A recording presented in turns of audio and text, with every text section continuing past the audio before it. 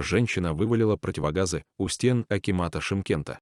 Необычный перформанс предпринимательница устроила в знак протеста. Жительница Шымкента привезла 5000 противогазов к зданию городского акимата и буквально вывалила к дверям, передает «Голос народа» со ссылкой на КТК. Женщина выиграла тендер на поставку средств защиты, но в акимате решили найти другого поставщика. Она еще в прошлом году выиграла тендер на поставку 5000 противогазов.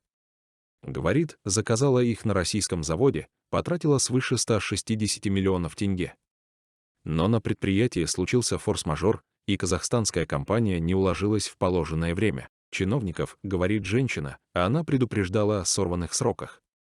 Но когда противогазы все же привезли, в акимате они уже оказались никому не нужны. Городская администрация расторгла договор и подала на предпринимательницу в суд. А после провела аналогичный конкурс. Компания опоздала с поставкой товара по срокам, установленным в тендере. По закону мы обратились в суд. Если суд обяжет нас забрать товар и выплатить компании деньги, мы это сделаем, прокомментировал руководитель специализированной базы аппарата акима Шымкента Ердаулет Курмангазы.